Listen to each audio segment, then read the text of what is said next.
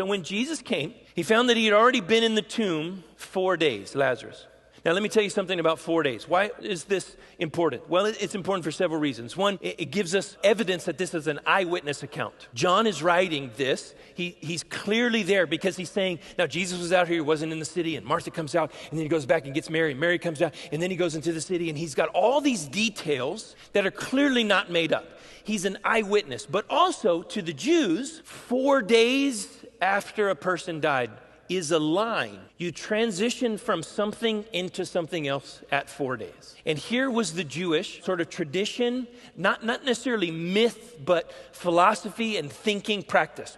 When a person died, they were buried very, very quickly. It was, of course, not good cultically and like religiously to be around the body of a dead person. That made you ritually unclean. And so we have to get the dead person into a tomb, either in the ground or in a cave, in the ground for poor people or apostates or criminals, in a tomb for rich people. So we had Lazarus, Mary, Martha had some money. This was a tomb in a garden.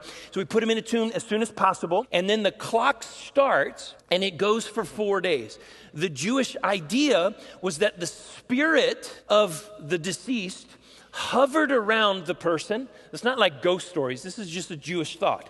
The spirit of the person hovered around the proximity of a person for a certain amount of time, hoping for resuscitation, hoping that God would bring them back to life. It wasn't until decomposition and things began to kick in that the spirit left. And the rabbis drew that line at 4 days. On the 4th day, the line was crossed. There was no hope for the spirit to come and resuscitate.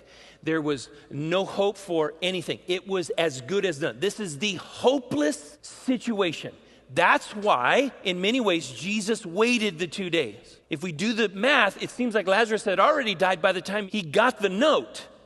It would have taken him another day to come back, but he waited, it seems like, so he shows up on day 4 because day 4 represents an entirely hopeless situation. So if you feel hopeless, you've been living on day 4, I want you to know Jesus loves to show up on day 4. He loves to show up not for dramatic purposes, but he loves to show up because he says, there is no hopeless situation when I'm here. There is no hopeless situation when I'm involved. So you've been suffering for years. It's been decades. You've been praying for this person for decades. You can't even remember when. You feel like you've been living on day 4.